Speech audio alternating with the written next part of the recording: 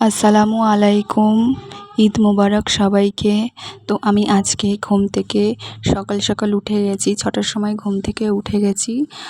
যেহেতু আজকে ঈদের দিন, তো বাড়িতে অনেক অনেক কাজ থাকে।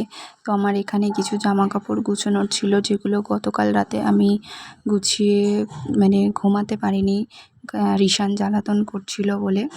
তো আমি এইগুলো সমস্ত কিছু জামা কাপড়টা গুছিয়ে ঘরটর ঝাড়ু দিয়ে নেব।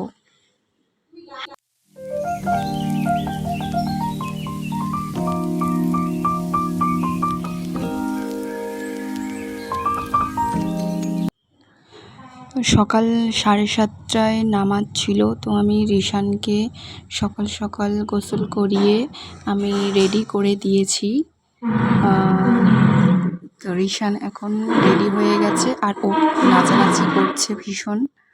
আর ওর একটা দিদি এসেছিল, ওর সাথেই ও বেশিরভাগ সময়টা কাটায়, খেলাধুলো করে।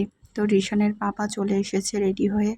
দেখো, বাপ বেটা ম্যাচিং করে পাঞ্জাবি পরেছে। তো যাই হোক, আমি ওদেরকে পাঠিয়ে দিলাম, বা দিয়ে আমার অন্যান্য অনেক কাজ আছে, সেগুলো সারবো। কুরবানির ঈদে যাদের বাড়িতে কুরবানি হয়, তো তারা তো ভালোভাবেই জানো যে তাদের কতটা কাজ থাকতে পারে। আমাদের রান্নাঘরের অবস্থা ভীষণ খারাপ, কারণ ভেঙে দিয়েছে। এখন এই যে নতুন যেটা হয়েছে আর কি, তো এখানে এখন ভালো করে তেমন কিছু গুছানো হয়নি। তো তার মধ্যে যা হোক করে মোটামুটি আজকে দিনটা আমরা আমার শাশুড়ি মা আর কি এই যে সিমই, লুচি, ঘুগনি সমস্তটাই উনি রান্না করেছে। আমি ছিলাম পাশে, আমি জোগাড় করে দিয়েছিলাম, রান্না জোগাড় করে দিয়েছিলাম। এই যে পেঁয়াজ কুচে দিয়েছিলাম। তো রান্নাবান্না প্রায় মোটামুটি কমপ্লিট হয়ে গেছে। তা ঘুগনি ছিল, আর এপারে সিমই ছিল, আর এপারে লুচি ছিল। যেহেতু অনেকক্ষণ আগে করা হয়ে গেছে, তো লুচিগুলো একটু ঠান্ডা হয়ে গেছিলো। এদিকে আমার বরের দুটো বন্ধু এসেছিল, তারা একটু খাওয়া দাওয়া করছিল।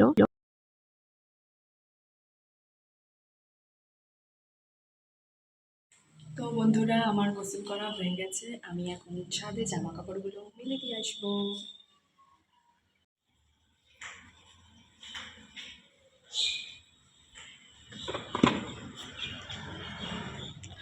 আর আজকে অনেক জামা কাপড় কাচা হয়েছে, যেহেতু ঈদের পরের দিন প্রচুর জামা ঘাটাঘুটি হয়ে গেছে। তো সেগুলো যেগুলো দেখালাম, যে এক গামলি আর একটা ছোটো গামলির আর একটা বালতি, তো সেগুলো এত পরিমাণে ভারী ছিল, আমি চাকাতেই পারছিলাম না।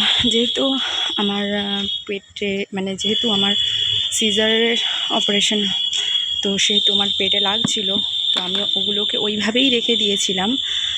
আর আমি ভেবেছিলাম যে রিশানের পাপা আসলে আমি বলবো জামাগুলোকে একটু ছাদে পৌঁছে দিতে।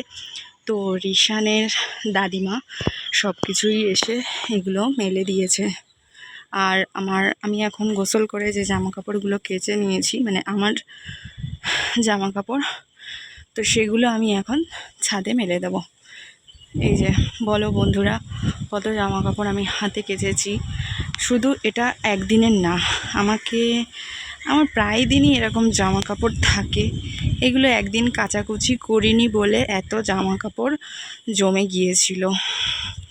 যেহেতু কালকে ঈদ ছিল, ঈদের তো অনেক রকম কাজ থাকে, তো প্রচুর খাটাখাটনি হয়ে গেছে, এত হাত পা ব্যথা হয়েছে কি বলবো। আশা করি আমার মতো যারা যারা হাউসওয়াইফ আছো তারাই বুঝবে আমার ফিলিংটা, কষ্টটা। তো শুধু আমার মতো যারা হাউসওয়াইফ বলে নয়, আমাদের মা, খালা, তারপরে শাশুড়ি, সব মেয়েদেরই এরকম কষ্ট যায়। যখন আইবুড়ো বেলায় ছিলাম তখনও হতো কষ্ট, তবে এতটাও না, সব কিছু মায়ের উপর দিয়েই যেত। আর এখন যেন দিন দিন নিজেই মায়ের ভূমিকাটা আস্তে আস্তে আমি যেন কেমন মা হয়ে উঠছি। তো আর কি করা যাবে, এটাই মেয়েদের জীবন, এভাবেই চলতে হয়। তো ঠিক আছে বন্ধুরা, আজকের মতো এইটুকু। আবার দেখা হবে নেক্সট কোনো ভিডিওতে। টাটা, সবাই ভালো থাকবে।